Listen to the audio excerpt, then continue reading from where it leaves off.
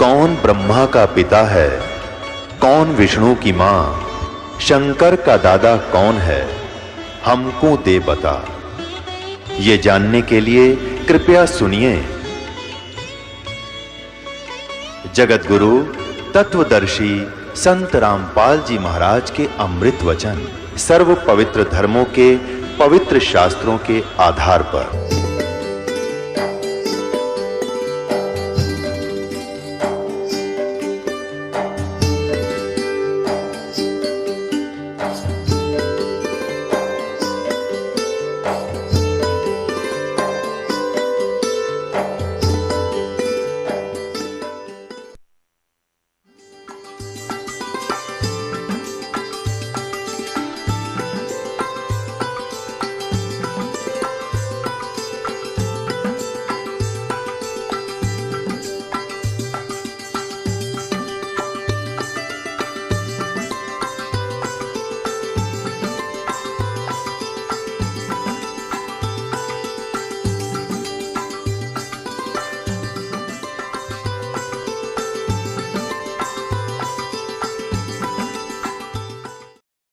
एक समय आदरणीय गरीबदास साहिब जी को वो पूर्ण परमात्मा परम अक्षर ब्रह्म मिले, जिसमें आदरणीय गरीबदास साहिब जी गांव छुड़ानी, जिला झज्जर, हरियाणा वाले 10 वर्ष के बालक थे। खेतों में अपने गौवें चरा रहे थे, अपने ही खेतों में। ये किसान घर में जन्म था। आदरणीय गरीबदास साहिब जी गांव छुड़ानी, जिला झज्जर में एक जाट किसान परिवार के अंदर जन्मे थे। बहुत बड़े जमींदार थे ये। 1400 एकड़ जमीन थी इनकी, और अपने ही खेतों में अपने ही गौवों को चरा रहे थे। कुछ सहयोगी और भी पाली नौकर थे, कुछ दूसरे गांव के अन्य साथी पाली भी वहां गौवें चरा रहे थे। पूर्ण परमात्मा अपने विधान अनुसार वो कबीर परमेश्वर सतपुरुष परम अक्षर ब्रह्म सतलोक से चलकर आया, जो विधान है उस परमात्मा का। और यहाँ आता किस उद्देश्य से, वो तत्व ज्ञान बताता है। ऋग्वेद मंडल नंबर 9 सूक्त नंबर 86 के मंत्र 26 और 27 में स्पष्ट किया है कि वो कबीर देव, कबीर साहब, कबीर परमात्मा ऊपर तीसरे मुक्ति धाम में रहता है, सतलोक में। और सतलोक के भी तीसरे फिर भी पृष्ठ में उस भाग में रहता है, एक बहुत बड़े गुम्बद में, बहुत बड़े आसन के ऊपर, सिर पर छत्र है और मुकुट पहने है, राजा के समान सिंहासन पर विराजमान है वो परमात्मा। और वहाँ उसका एक रोमकूप में करोड़ सूर्य मिला दे, करोड़ चंद्रमा, ऐसी शोभा है उस बालक की। लेकिन यहाँ जब आते हैं, अपने उस शोभा को हल्का करके, सरल करके स्वरूप को आते, नहीं तो एज इट इज आ जावे तो हम उनको देख नहीं सकते, चरम दृष्टि देख नहीं सकती। तो अपने रूप को सरल करके यहाँ आते हैं और उन श्रेष्ठ आत्माओं को मिलते हैं जो दृढ़ भक्त होते हैं। उनको किस उद्देश्य से मिलते हैं? उनको तत्व ज्ञान से परिचित कराते हैं। उपदेश करने के उद्देश्य से वो परमात्मा सतलोक से चलकर आते हैं, सह शरीर आते हैं और अच्छी आत्माओं को मिलते हैं। फिर उनको अपने से परिचित कराते हैं, अपना ज्ञान देते। ऋग्वेद मंडल नंबर 9 सूक्त नंबर 86 के मंत्र 26 और 27 में, ऋग्वेद मंडल नंबर 9 सूक्त 82 के मंत्र 1 से 3 में, ऋग्वेद मंडल नंबर 9 सूक्त 94 के मंत्र 1 में, 94 के 1 में, ऋग्वेद मंडल नंबर 9 सूक्त 95 के मंत्र 2 में, ऋग्वेद मंडल नंबर 9 सूक्त 1 मंत्र 8 और 9 में, ऋग्वेद मंडल नंबर 9 सूक्त 20 मंत्र 1 में, ऋग्वेद मंडल नंबर 9 सूक्त 96 के मंत्र 16 से लेकर 20 तक। और भी अनेक स्थानों पर भरे पड़े हैं कबीर परमात्मा की महिमा से वेद। क्योंकि परमेश्वर ने धर्मदास साहिब जी से कहा था कि धर्मदास, ये वेद मेरा भेद है, पर मैं ना मिलूं वेदन के माही, और जौन वेद से मैं मिलूं ये वेद जानते नहीं। ये चारों वेद मेरी महिमा का गुणगान करते हैं, लेकिन इस वेदों में वर्णित विधि से मेरी प्राप्ति नहीं हो सकती। मेरी प्राप्ति जिस वेद से होगी वो वेदों वर्णन नहीं है, वो वेद जानते नहीं। वो कौन सी है? जो गीता जी अध्याय नंबर 4 के श्लोक नंबर 32 में कहा है कि वो सच्चिदानंद घन ब्रह्म की वाणी में वो कंप्लीट ज्ञान है भगवान के पाने का, और सभी धार्मिक यज्ञों की यथार्थ जानकारी है।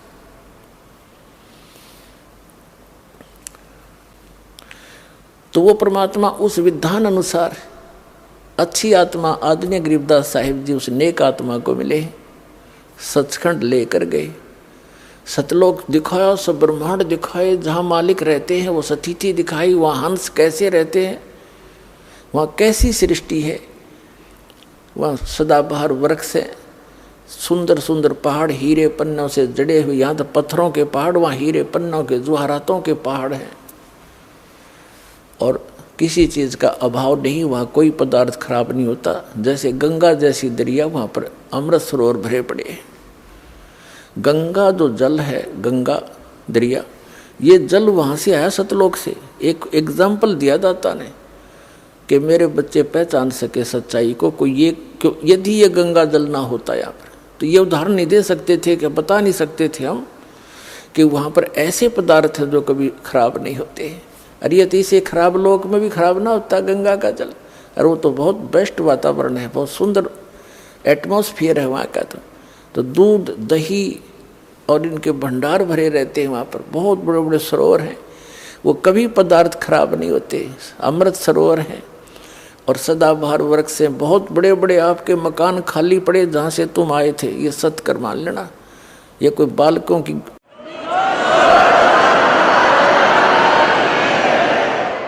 ये किसी डूम बाट की बनाई स्टोरी नहीं है, खुद भगवान की बताई अमर कथा है।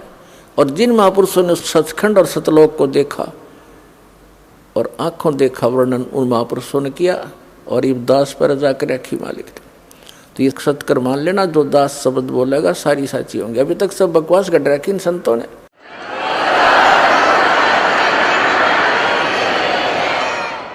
इन कबीर पंथियों को नहीं मालूम, अटपट मारते हैं। सतलोक में प्रकाश ही प्रकाश है, आत्मा जाकर मिल जाती है। एक आधा थोड़ी सी चतुरता दिखाता है कि उसमें बिंदु टाइप आत्मा मछली की तरह घूमती रहती है, वो प्रकाश ही सतलोक है, वही सतपुरुष है, वही सतनाम है। वो ये है वो नकली कति। अब देखना सच्चाई सामने आएगी। परमात्मा ने कहा था कि 33 अरब ज्ञान हम बोलिया, ज्ञान हम बाखा, और मूल ज्ञान हमने छुपा कर रखा। वो मूल ज्ञान इस दास को दिया है पुण्यात्माओं, अभी तक ही छुपा कर रखा था। और पूरे इतने मोटे मोटे कबीर सागर भी लिखा हुआ है, उसके अंदर भी भरा हुआ है, और उसे हटकर भी ज्ञान दास को दिया, जो महापुरुषों की वाणी में दास ने निकाला। तो जो प्रसंग हम कर रहे थे कि बहुनाम जन्मानाम अंते ज्ञानवान माम प्रपद्यते वासुदेवम सर्वमिति स महात्मा सुदुर्लभ है। इस प्रसंग को बताते हैं हल करने के लिए। जब परमात्मा वहाँ आए, गरीबदास जी को मिले, तो पालियों ने कहा था कि महाराज भोजन पालो। कबीर परमेश्वर एक साधु के रूप में थे, वो परम अक्षर ब्रह्म जिंदा महात्मा के रूप में। परमात्मा ने कहा था कि भाई मैं भोजन नहीं खाता, अपने गांव से छक के आया हूँ मैं, सतलोक से। तो उन्होंने हट किया था कि जी दूध तो पीना पड़ेगा, हम अतिथि को ऐसे जाने नहीं देंगे।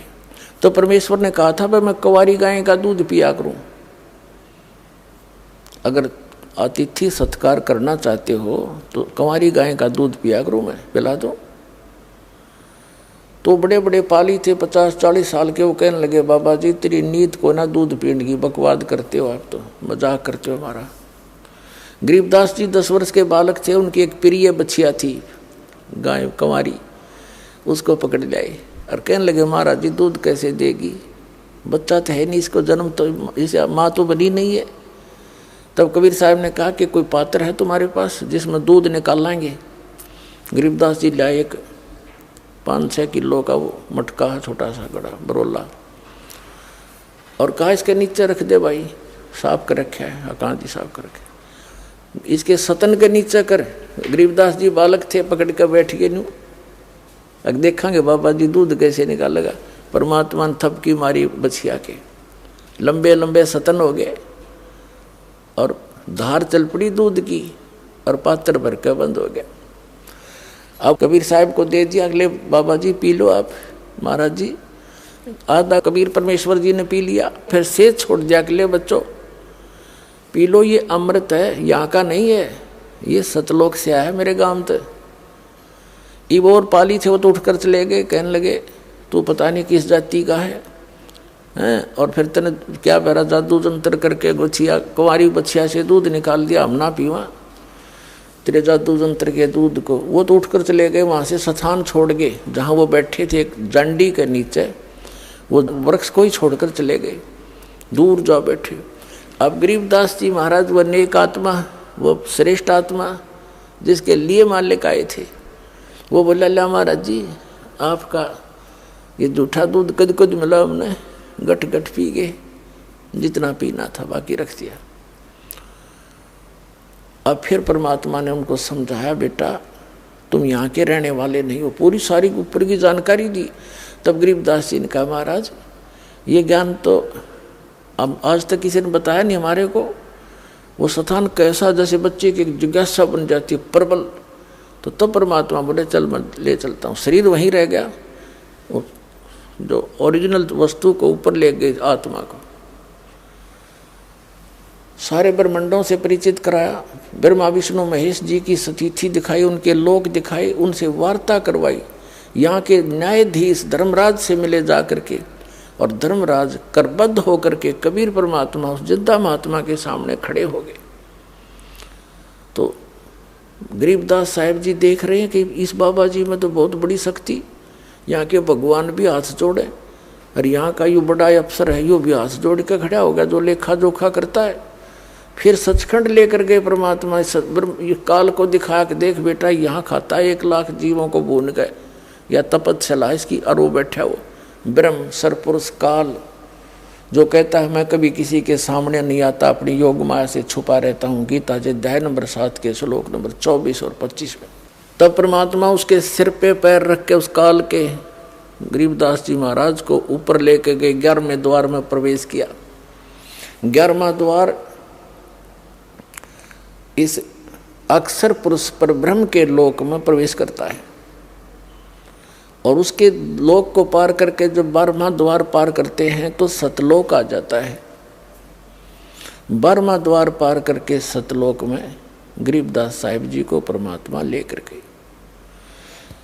वहाँ गरीबदास साहिब जी क्या देखते हैं कि वही महात्मा जो नीचे तक गया था उनके साथ है, और ऊपर क्या देखते हैं कि एक बहुत बड़े गुम्बज में, बहुत बड़ा मंदिर नुमा गुम्बज है, सुंदर सफ़ेद बहुत लंबा चौड़ा, उसके बीच में एक सिंहासन है, सुंदर सिंहासन, रत्न जड़े हैं सफ़ेद सफ़ेद उसके, और उस पर बहुत सुंदर वस्त्र बिछे हैं। वहाँ उसके ऊपर परमात्मा विराजमान है, शकल दोनों की एक जैसी है, जो नीचे से गई वो भी और वो बैठे वहाँ पर। जो सिंहासन पर बैठे थे राजा के समान, ऊपर छतर, सिर पे मुकुट, और उनके एक रोमकूप में करोड़ सूर्य मिला दे करोड़ चंद्रमा, ऐसी रोशनी थी। अब नीचे से जो वही परमात्मा गए थे जिंदा महात्मा के रूप में गरीबदास साहिब जी को साथ लेकर के, वहाँ से उठाकर चंवर अपने ही उस दूसरे रूप पर डबल रोल में चंवर करने लगे। गरीबदास जी ने सोचा कि भगवान तो यूँ होगा जो तख्त पर बैठे सिंहासन पर विराजमान है, और बाबा जी इसका कोई नौकर होगा। और भाई वो तो बहुत सुंदर स्थान, यहाँ तो ये शायद कभी देखा ही नहीं हमने। हो यहाँ तो सारे हरे बड़े सुंदर सुंदर वृक्ष हैं, बड़े सदाबहार फल लगे हुए हैं, और भगवान बहुत सुंदर हैं, इसके शरीर में कितना प्रकाश निकल रहा है, नर आकार है मनुष्य सदृश से। तो फिर क्या होता है कि जो सिंहासन पर विराजमान थे वो परमात्मा, अनंत कोट ब्रह्मांड के स्वामी के सिंहासन पर परमात्मा यानी खुद ओवरऑल कंट्रोलर के रूप में, वासुदेव रूप में विराजमान थे। वो खड़े हुए, और नीचे से जिस रूप में जिंदा महात्मा के रूप में परमात्मा थे, वो उस सिंहासन पर विराजमान हो गए, सबके कंट्रोलर के उस सिंहासन पर। और वो तेजों में शरीर खड़ा हो वाला भगवान खड़ा हो करके चंवर करने लगा। उस सिंहासन पर विराजमान जिंदा महात्मा के ऊपर, जो नीचे से गए थे, वो तो ऊपर से भी गए थे, नीचे नीचे से ऊपर आए थे। तो गरीबदास जी सोच ही रहे थे कि ये क्या भाई, इस बाबा जी पर भगवान नौकर की तरह सेवा कर रहा है। इतने में क्या देखा कि वो तेजों में शरीर और जिंदा महात्मा यानी कबीर परमात्मा के शरीर में समा गए। ओनली अकेले कबीर परमात्मा, वो जिंदा महात्मा वाला रूप ही अनंत कोट ब्रह्मांड के स्वामी के सिंहासन पर विराजमान थे, यानी वही मालिक हैं। वो डबल रोल कर रहे थे। गरीबदास जी चरणों में गिर गए, हे भगवान आप तो भगवान, आप तो भगवान हो, अरे मुझे बका रहे थे आप बाबा जी नहीं हो, आप परमात्मा हो। इतने में क्या हुआ कि पूरे शरीर का उतना ही नूर हो गया जितना पहले था। जब गरीबदास जी देख रहे हैं चकित हो गए, हे भगवान आप तो बहुत प्रबल शक्ति युक्त हो, मुझे यही रख लो मेरे दाता, वहाँ ना भेजो गंदे लोक में, वहाँ तो जन्म और मृत्यु हाहाकार में चाहे हुआ दाता, इतना सुंदर लोक यहाँ का। तब परमात्मा ने कहा बेटा तुम वापस जाओ, जब तुम यहाँ थे भक्ति से युक्त थे, आप भक्ति युक्त थे, वहाँ जाकर आपने अपनी भक्ति नष्ट कर दी, वो सारा खजाना खत्म कर दिया जो यहाँ से लेकर गए थे। तुम गलती से गए थे, यहाँ सारी कहानी सृष्टि रचना सुनाई परमात्मा। अब उधर से क्या होता है कि कुछ देर के बाद 2-3 घंटों के बाद उन दूसरे पालियों ने देखा कि भाई वो गरीबदास बालक कहाँ है, क्योंकि सबकी टर्न आती थी गौओं को घेरने की, क्योंकि किसी की खेती में ना बढ़ जाए खराब करके। तो उनकी अपनी अपनी ड्यूटी होती थी, 1 घंटे किसी की, 1 घंटे उसकी, 1 घंटे उसकी। जब गरीबदास जी का नंबर आया, उसकी बारी आई, तब उसकी खोज हुई कि बोला उसको अपनी पारी पर खड़ा होगा। उसको जाकर देखा कि वो तो बैठा है जैसे महात्मा बैठा कर आसन पद्म लगा के। पहले आवाज लगाई, नहीं बोला, फिर पकड़ के हिलाया तो गिर गया। तब उन्होंने देखा है तो मर गया, हाथ पैर फूल गए उनके। इकलौता पुत्र थे गरीबदास जी अपने माता पिता के, और 12 वर्ष विवाह के बाद हुए थे, बड़ी मुश्किल तय। इकलौते पुत्र इतने बड़े जमींदार के, छोटा सा गांव था छुड़ानी, 40 घर होंगे मुश्किल से होंगे। तो गांव 1.5 किलोमीटर की दूरी पर वो स्थान था जहाँ परमात्मा मिले थे गरीबदास जी को। गांव छुड़ानी जिला झज्जर हरियाणा में आज भी वो यादगार विद्यमान है। कबलाना गांव से और छुड़ानी गांव को अब तो पक्की सड़क बन गई, पहले कच्चा रास्ता था। उस सीमा के ऊपर थोड़ा सा 1 किला अंदर ने छुड़ानी के खेतों में आज भी वो यादगार बना रखे, एक मंदिर सा बना रखा उन्होंने कि यहाँ परमात्मा आए थे। एक दांडी का वृक्ष था वहाँ पर, वो आज भी यानी अवशेष बकाया है सच्चाई के। तो गांव में भागे आए, गांव वाले लोग फिर 1.5 किलोमीटर गए, देखा बच्चा मरा पड़ा है, उसकी अर्थ तैयार किया, घर लाए, घर से फिर शमशान घाट पर ले गए, फूकन की तैयारी कर दी, चिता पर रख दिया। तो परमात्मा ने कहा बेटा तुम जा, मैं तेरे साथ रहूँगा और भक्ति करना। इस भक्ति की कमाई तय, भक्ति की शक्ति से तुम पुनर्चार्ज होकर के यहाँ आ सकोगे। और उसके लिए मैं ऐसा मंत्र दूंगा, ऐसा मंत्र दूंगा कि एक बार ऐसी विधि बताऊंगा, पर ये अभी डिस्क्लोज ना करना, तू खुद भक्ति करना। इसे एक सतनाम दूंगा 2 अक्षर का, जिसमें एक ओम मंत्र है, एक गुप्त है, ये दास बताएगा केवल उपदेशी को। तो इसकी एक बार की कमाई तय, एक बार की कमाई तय, एक श्वास उस श्वास की के सिमरण तय, इतनी कमाई बन जाएगी कि यहाँ के एक ब्रह्मांड में 14 लोक होते हैं। कहते 14 लोक भी उस एक दूसरी तराजू में रख दे, ताखड़ी में, एक पलड़े में, और एक तरफ रख दे इस एक सतनाम के सुमरण की कमाई वैल्यू। और 3 लोक, ये पृथ्वी लोक और तेरा पाताल और स्वर्ग लोक दर्दे पासेंगे, यानी जिसकी कोई खाता ही नहीं किसी, वो तो सौदे में को नहीं, उस साइड में रख दी जाती है पासेंगे।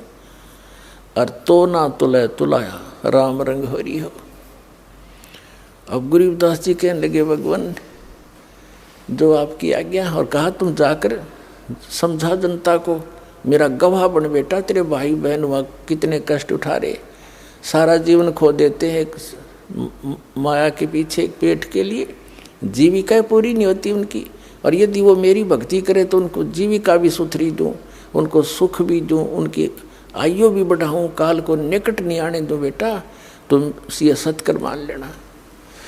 तो गरीबदास जी तो आंखों देख चुके थे, धर्मराज जैसे खड़े होकर हाथ जोड़े जिस परम पिता के आगे, 3 औरों की औकात उसके सामने क्या बुनियाद। वो पक्के आंखों देखी परमात्मा की महिमा ग्रहण करके और वापस भेज दी वो आत्मा गरीबदास साहिब जी की। जब चिता में अग्नि लगाने की तैयारी थी, इतने में जो बंधन बांध रखे थे अपने आप टूट गए और हलचल हुई शरीर में, एकदम बैठ गए वो 10 वर्ष के बालक। और जिस लोक से आए थे वो यहाँ था ही नहीं, एकदम वो चौर भौर से हो रहे थे कि मैं कहाँ आ गया। और गरीबदास साहिब जी के अंतःकरण के अंदर परमात्मा ने ये संपूर्ण अध्यात्म ज्ञान भर दिया। जैसे एक मोबाइल से दूसरे मोबाइल में 10 घंटा का भी प्रोग्राम लोगों का नुफैक्स हो जाता है, दूसरे से लोड हो जाता है बगैर किसी वायर के। ऐसे परमात्मा ने गरीबदास साहिब जी के अंतःकरण में उनके कंप्यूटर में डाल दिया। अब फिर वो वही कंप्यूटर बोले, जैसे नानक साहिब जी कहते हैं, वो तो भाई जैसे चाहिदा ऐसे बुलाईदा, वो तो जिसको जैसे चाहता है उससे वैसा ही बुलवाता है। तो उस गरीबदास साहिब जी ने खड़ा होकर के जो परमात्मा से प्राप्त ज्ञान को लोकोक्तियों के माध्यम से, दोहों के माध्यम से बोलना शुरू कर दिया। किसी की नहीं सुने, ना नु बतावें, सीधे शब्दों में कित गया था, लगे बतान। अनंत कोट ब्रह्मांड का एक रति नहीं भार, सतगुरु पुरुष कबीर हैं ये कुल के सिरजनहार। इस तरह लागे वाणी बोलने। तो गांव वालों ने सोचा लड़का पागल हो गया, जीवित तो हो गया पर यो मेंटल हो गया। उनको बावलिया कहने लगे, पागल कहने लगे।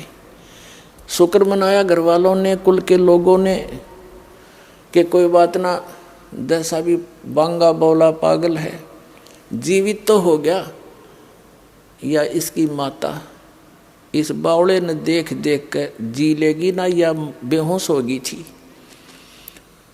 अब वो कहने का भाव ये है, 2-3 वर्ष बीत गए, 3 वर्ष बीत गए, ऐसे ही वो ये वाणी बोल रहे होते हैं। वो गांव वाले उस बात को समझ नहीं पा रहे, ये बोल क्या रहा है। यो सौदा फिर ना ही संतो, यो सौदा फिर ना ही, ये लोहे के साताव जात है काया देश राही।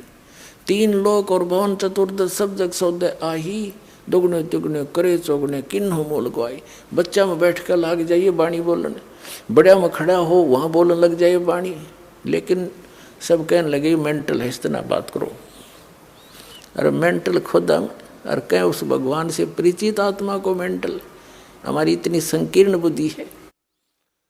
3 वर्ष के बाद एक दादू पंथी संत, आदरणीय दादू साहेब जी को भी परम अक्षर ब्रह्म कबीर देव जी, कबीर साहब, वो धानक कबीर गरीबदास साहिब जी को बताया था परमात्मा ने कि बेटा मैं 120 वर्ष बनारस में रह के आया हूँ, 120 वर्ष काशी में, और कबीर मेरा नाम है, और वहाँ जुलाहे के नाम से प्रसिद्ध था। मैं जुलाहा मेरा कर्म था, और मैं प्रत्येक युग में एक लीला ऐसी ही करता हूँ कि अपनी पाने के लिए जो क्रियाक्रम उचित है एक भक्त को, और कैसी उसकी रहनी हो, कैसा उसका विचार हो, और कितनी आवश्यकताएं रखे भगत, वो मैं खुद ही पूरी करके आता। एक उदाहरण दे के आता हूँ कि यहाँ घने धन की जरूरत की आवश्यकता नहीं, जो भक्ति चाहता है उसने परमात्मा की इच्छा रहनी चाहिए।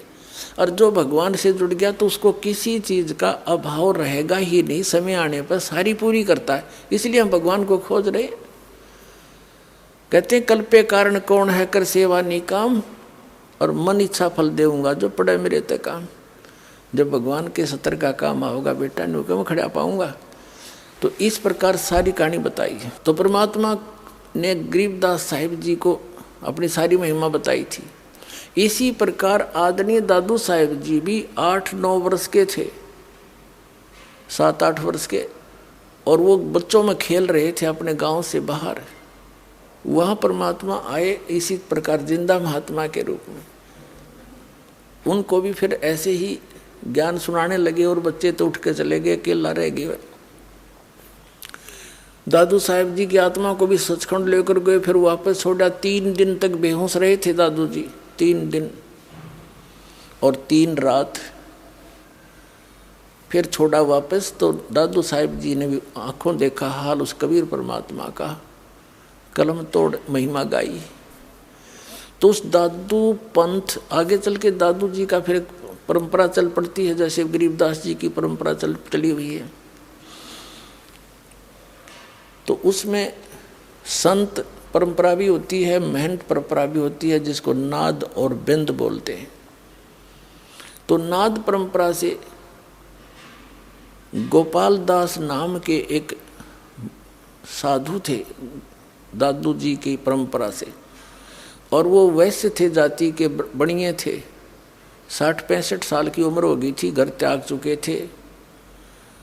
अपना अंतिम समय परमात्मा के चरणों में बिताने के लिए वो दादू पंथ के ही से दीक्षित होकर फिर भ्रमण करते रहते थे, अपना ज्ञान का प्रचार करते रहते थे। और छुड़ानी के अंदर एक व्यक्ति उनका शिष्य था। वो गोपाल दास जी उस छुड़ानी वाले शिष्य के आगे वहाँ पर रुक गए, रुका करते 1-2-4 दिन। तो उस छुड़ानी वाले भक्त ने कहा कि महाराज जी, हमारे एक बहुत बड़े जमींदार का लड़का और ऐसे ऐसे पागल हो गया। सारी कथा सुनाई और बताया महाराज जी कहते हैं संत की विद्या को संत ही कैंसिल कर सकता है।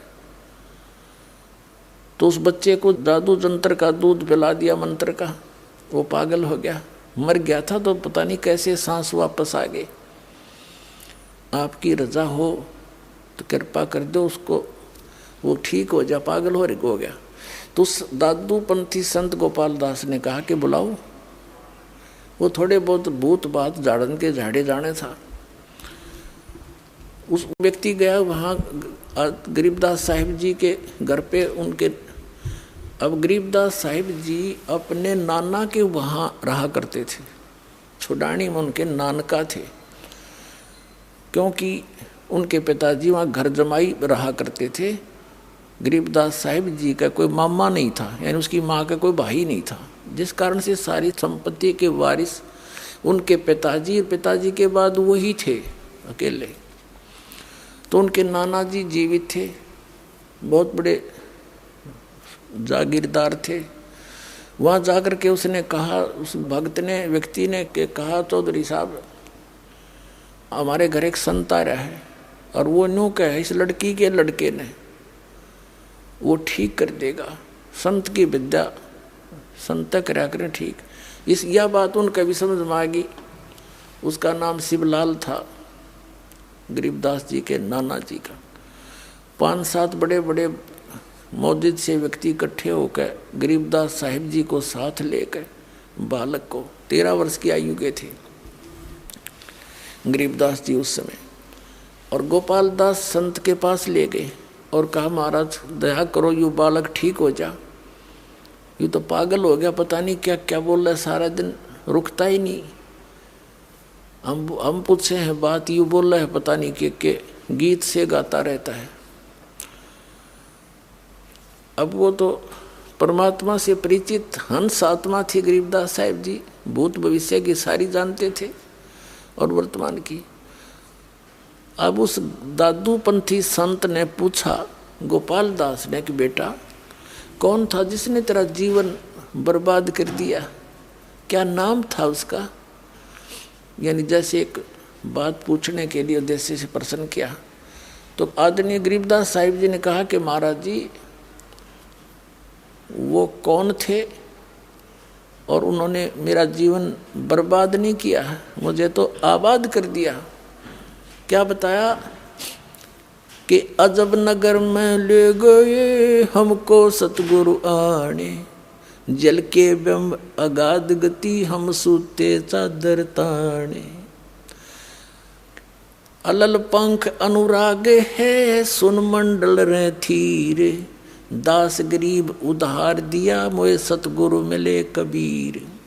हम सुल्तानी नानक तारे दादू को उपदेश दिया, जात जुलाहा भेद न पाया वो काशी माहे कबीर हुआ। अनंत कोट ब्रह्मांड का एक रति नहीं भारे, ये सतगुरु पुरुष कबीर हैं कुल के सिरजनहारे। वासुदेव ये कबीर साहब है। अब दादू पंथी महात्मा का तो शर घूम गया।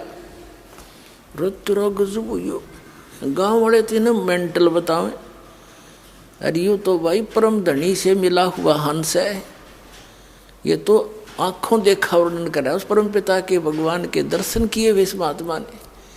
ऐसे संत के तो चरण छोड़ने चाहिए। वो 13 वर्ष के बालक की तरफ और 65-60 साल का वो वृद्ध महात्मा और हाथ जोड़ करने बोला महाराज ये चरणों में झुक के कि यह वाणी लिखवा दो, आप तो यह अमर वाणी लिखवा दो, कलयुग में जीवों के उद्धार के काम आवेगी दाता। तो गरीबदास जी बालक चल पड़े आगे ने। जब वो इस तरह गतिविधि करने लगा वो चल पड़े जैसे बालक लीला करते हैं, चल पड़े, भाग लिए। अब गांव वालों ने सोचा कि बाबा जी भी मेंटल हो गया, इसका ही फटकार लागी, इसकी कसूती बला इसके अंदर। तो जैसी हमारी जीव संज्ञा की सोच होती है, तब वो कहने लगा अरे गांव वालों, कौन गोपाल दास महात्मा दादू पंथी कहने लगा अरे गांव वालों मेंटल ये नहीं, मेंटल तो तुम हो। अब साधु संत तो कुछ भी कह दिया करे, सारी मान्या करते, सब चुप हो गए। क्या बात महाराज कि यो तो भाई भगवान से मिलकारे हैं। नो क्या करें तू के नारा राम तो मिलकारा है, यो तो राम तो मिलकारा है थारा बच्चा, और भाई तुम हमारे बीच में बोलियो मत ना, तुम अपना काम करो। उन्होंने सोची भाई इनकी बिरनिया के अटपट कर रही महात्मा क्या बात कर रहा है। वो फिर धीरे धीरे उस बच्चे को के पास गया, वो निकट जा, वो भाग ले जैसे बालक गतिविधि करते हैं, कभी इधर फुर कभी इधर फुर। तो थोड़ी सी जब दया हुई उस परम पिता की, अब तीसरा दिन जाकर गरीबदास जी ने मुंह खोला, कहा देखो गोपाल दास, अगर सारी वाणी लिखे तो मैं लिखवाऊंगा, नहीं तो भाई बीच में छोड़ कर जा तो मैं लिखवाऊं नहीं तेरे को। न्यू बोला गोपाल दास कहने लगा महाराज मैं तो कति घर से फारिग हो रहा हूँ और इससे काम के लिए निकला हूँ दाता, जब तक आप कहोगे तब तक आपके चरणों में बैठ कर मेरे पास यह लेखन विद्या दी है भगवान ने। मैं बाणिये के घर जन्म है मेरा, भगवान की खोज में मैं निकला हुआ हूँ और आप जो जो कहोगे मैं लिखता रहूँगा। एक बही होती थी पहले, ये कापी कुप्पी तो होती नहीं थी, पहले बाणिये बही रखते थे, लंबी लंबी, इतनी लंबी 3-3 फुट लंबी और 9 इंच चौड़ी हुआ, उसको ऐसे फोल्ड कर तो उसमें लग गए लिखने। और गरीबदास साहिब जी का एक बेरी का बाग था, बेरी का, बड़बेरी बोला जिसने, उसमें एक जंडी का पेड़ था भारा सा, वो पहले बरानी सा क्षेत्र था, ऐसे मारू अक्षेत्र से, सिंचाई साधन नहीं थे उसमें, तो वहाँ जंडी ज़्यादा होया करती और बेरी के बाग भी ऐसे हो जाया करने झाड़ जंखाड़ा। तो उसमें बैठ के उसके नीचे 6 महीने तक गरीबदास साहिब जी बोला करते थे और दादू पंथी गोपाल दास जी लिखा करते थे। तो गॉड गिवन ज्ञान गरीबदास साहिब जी के माध्यम से कबीर परमात्मा ने अपनी महिमा पुनः चित्रार्थ करवाई। इसमें कबीर सागर के अंदर एक कबीर बानी चैप्टर है, उसमें 136 और 37 पृष्ठ पर लिखा है काल के 12 पंथ चलेंगे। उन 12 पंथों में से 12वां पंथ गरीबदास पंथ होगा, जिसका जन्म 1774 में होगा।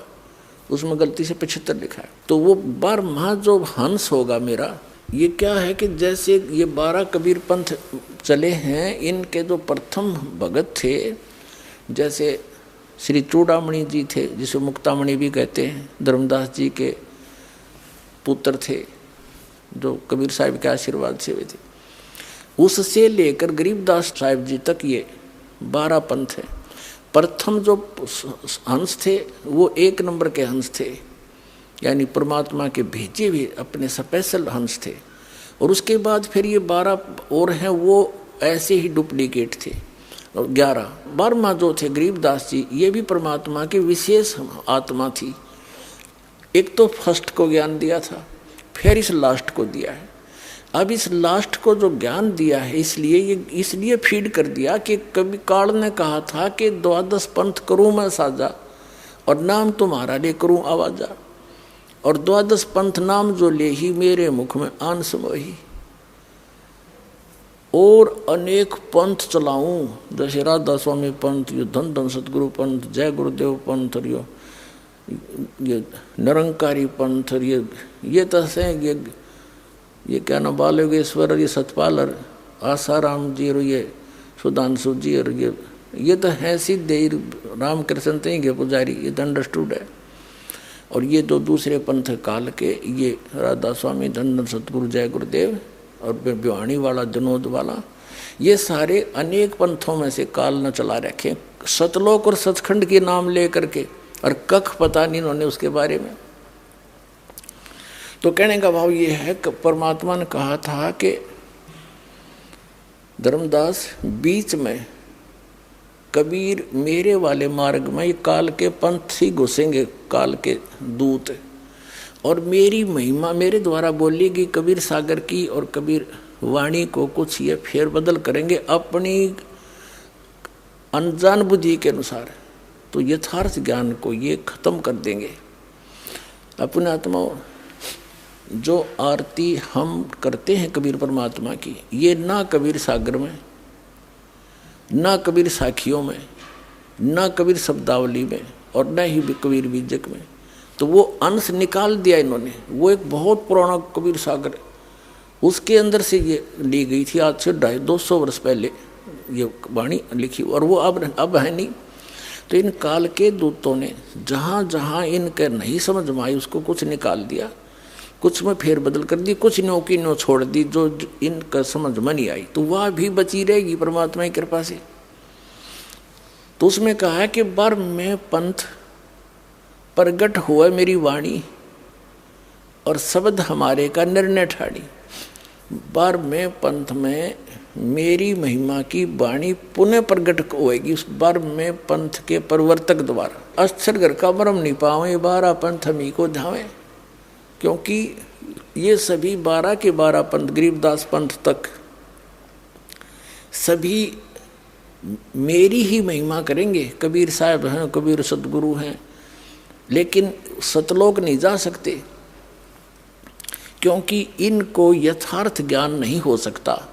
जब तक कलयुग 5500 वर्ष नहीं बीतेगा, तब तक धर्मदास या ऐसी स्थिति रहेगी। जब कलयुग 5500 बीत जाएगा, तब क्या लिखा है कि उस समय डिक्लेयर करेंगे, सारे ज्ञान को ओपन करेंगे और नए सिरे से इसका बिल्कुल सुचारू रूप बनावाएंगे। और बर्म में पंथ में आगे चल के हम ही आवेंगे, मैं ही जाऊंगा, और फिर सब पंथों को खत्म करके एक पंथ चलावेंगे। तो ये दास भेज दिया उस परम पिता ने, उसी गरीबदास वाले पंथ में, बर्म में पंथ में। तो गरीबदास जी ने जो ज्ञान दिया उसको गरीबदास पंथी भी नहीं समझ सके। कबीर परमात्मा जी ने जो ज्ञान दिया था कबीर सागर के अंदर, कबीर पंथी नहीं समझ सके। कबीर साहब को सतगुरु बताते हैं, एक संत बताते हैं, और परमात्मा को भिन्न बताते हैं। इन कख जाना परमात्मा को, ते काल के दूत थे सारे, और ये खुद मालिक है। कबीर सागर में लिखा, धर्मदास को जब सतलोक में लेकर गए और जब वापस छोड़ा तो वहाँ देखा वही परमात्मा जो नीचे से गए थे वही सिंहासन पर विराजमान थे, अनंत कोटि ब्रह्मांड के सिंहासन पर। और वहाँ पर सब बाग बगीचे और भगवान के सिर पर मुकुट था, ऊपर छतर था, और सब गाते बजाते गए। सब ने गले में सुंदर हीरे मोतियों की माला पहन रखी थी। सब जो वहाँ भगत पहले मुक्त होकर चले गए या पुराने आदिवासी वहाँ के हैं तो वहाँ रह रहे थे, सारी विस्तार बता रखा। अरे ये अज्ञानी कबीरपंथी ने हो गए, वहाँ चेतन प्रकाश है, बस उसमें बिंदु टाइप आत्मा घूमती है, और कुछ नौके उसमें जाकर मिल जाती है, बस चेतन प्रकाश में प्रकाश मिल गया, खत्म। तो इन्हें खाक ज्ञान था। तो परमात्मा ने कहा था बर में पंथ प्रगट हो मम्माणी, और बर में पंथ हम ही चले आवे आगे चल के, उसमें नहीं क्यों 12 पंथ तक को कह दिया कि ये तो स्थिर घर कमर में नहीं पावे, और ये 12 पंथ हम ही को जावे। बर में पंथ, फिर आगे जो पंथ चल चुका होगा, जब 5500 वर्ष बीत जाएंगे तब मैं आऊँगा, भेजूंगा अपना हंस। तब ये ज्ञान, तो ये गरीबदास साहिब जी के द्वारा ये अपनी महिमा की वाणी परमात्मा ने फीड की, और वो गरीबदास साहिब जी ने लिपिबद्ध की, और आज वो हमारे पास उपलब्ध है। एक और बताऊं आपको कथा कि गरीबदास पंथ में दास का अच्छा समय बीता है। सन 1988 से लेकर 1999 तक गरीबदास पंथ में 11 वर्ष दास रहा, उनके खूब मेहनतों से, संतों से और वहाँ के सबसे मिले। तो वहाँ एक विशेषता थी कि ये सख्त हिदायत थी उनको कि गरीबदास जी महाराज ने जो वाणी बोल रखी है, इसमें किसी ने फेरबदल भी कर दी ना, उसको बहुत हानि होगी। एक संत ने ऐसा कर दिया था, कुछ उसमें कुछ ऐसी करड़ी बातें लिख रखी थी, उसने निकालने की चेष्टा की थी, उसको अधरंग मार गया, उसका सब कह भय हो गया। उन्होंने नहीं मात्रा भी छेड़ी। फिर ये कारण क्या था कि परमात्मा को पता था काल के दूत गड़बड़ फेर कर देंगे, बनी बनाए काम ने बिगाड़ देंगे। ये 200 वर्ष पहले, 250 वर्ष पहले की बात, सन 1727 में परमात्मा मिले थे गरीबदास साहिब जी को, और सन 1730 के अंदर यह वाणी लिपिबद्ध की गई थी। अब लगभग 350 वर्ष हो गए लगभग। तो उस समय यह लिखी गई, तो अभी तक यह कति सुरक्षित थी, और यह नो की नो हमारे पास आएगी। यह वाणी प्लस में परमात्मा के द्वारा इस दास को ने जो लीला की दिखाया, जो दिया ज्ञान, वो और इन महापुरुषों की वाणी और सब सदग्रंथों का एक निष्कर्ष निकाल दिया जो अब ही करना था। कहते हैं 9 मन सूत उड़ जिया, ऋषि रहे जखमार, और सतगुरु ईसा सुलझा दे उलझन दूजी बार।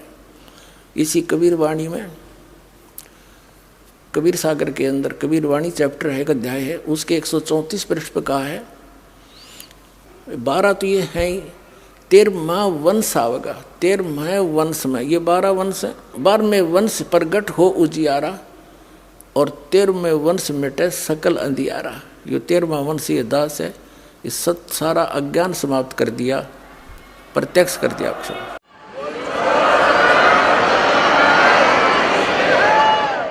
अब क्या हुआ कि वो गरीबदास साहिब जी की वाणी ने लिपिबद्ध करवा दी। गरीबदास साहिब जी प्रचार भी करा करते थे, लेकिन ये सतनाम नहीं देते थे किसी को। स्ट्रिक्ट ऑर्डर था, सख्त हिदायत थी परमात्मा की कि धर्मदास मेरी लाख दुहाई, ये सार नाम की दबार न जाए। सतनाम और सार नाम मूल ज्ञान बार जो पढ़ी, ये बिचली पीढ़ी हंस नहीं तरी। आप उस बिचली पीढ़ी के बच्चे हो, हंस हो, अच्छी आत्मा हो, जो आपके लिए ये खजाना सुरक्षित रखा था। और अब ये बैन उठाना था, दाता ने पहले कह रखा है कि उस समय पूरे विश्व को सतनाम दूंगा, तब तक इस सतनाम ने गुप्त रखना, नहीं तो काल के दूतां का हाथ लग जाएगा और ये नाम यही देने लग जाएंगे। इनके पास वो अधिकार है नहीं, ये नाम देकर भी व्यर्थ कर देंगे जीवन को उन बच्चों का, मेरे आत्माओं का।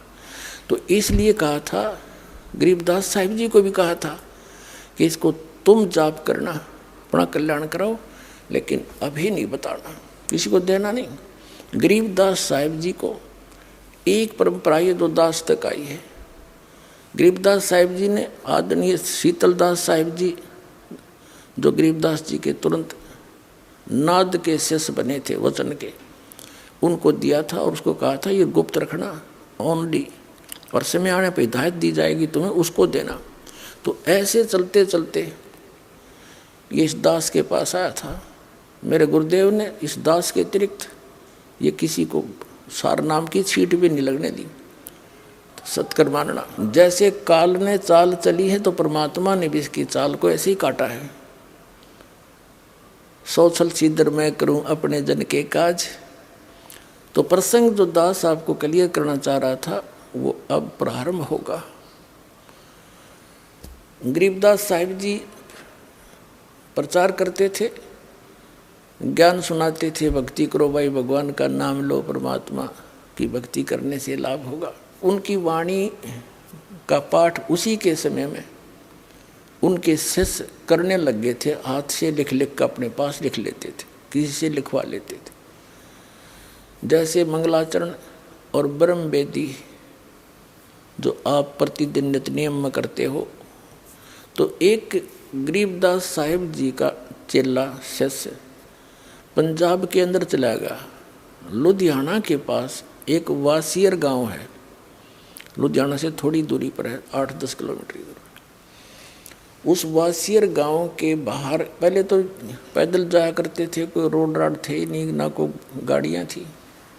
पैदल वो चलते फिरते जा रहे थे। रास्ते में रात ने वहाँ रुक गए। गर्मियों के मौसम था, एक तालाब के किनारे पर रुक गया। तो सुबह नहा धो के उसने सोचा अपना नित्य नियम कर लेता हूँ। सुबह सुबह मस्ती में बैठा बैठा अपनी ब्रह्म वेदी पढ़ रहा था। ज्ञान सागर अति उजागर निर्विकार निरंजनम ब्रह्म ज्ञानी महादानी सत्सुक्र दुख बंधनम, ये सारी जोर जोर से लय ला के पढ़ रहा था। तो वहाँ एक राम राय नाम का एक सिख था, बड़ा, उसकी भी अच्छी जमीन थी, 800-900 एकड़ जमीन का वो किसान था, जमींदार था। और वाणी की इन सिख लोगों के अंदर परमात्मा की वाणी की एक न्यारी कसक है, क्योंकि वहाँ परंपरा से ही वाणी सुनते और पढ़ाते पढ़ते आए। तो ये वाणी सुनकर वो निकट गया उस भगत के, गरीबदास जी के शिष्य के पास जाकर बैठ गया और वो अपनी वाणी पढ़ता रहा, वो बैठा रहा। जब उसने अपना पूरा नित्य कर्म कर लिया तब उसने कहा कि महाराज, कहा कि हे भगत, ये किसकी वाणी है, ये किस महापुरुष की वाणी है, इसने तो आत्मा खींच ली मेरी। तो उन्होंने बताया कि ये मेरे पूज्य गुरुदेव गरीबदास साहिब जी की वाणी है। उन्होंने पूछा, उस राम राय ने पूछा, क्या वो संत अभी भी शरीर में है? तो भक्त ने बताया कि जी हाँ, अभी शरीर में है।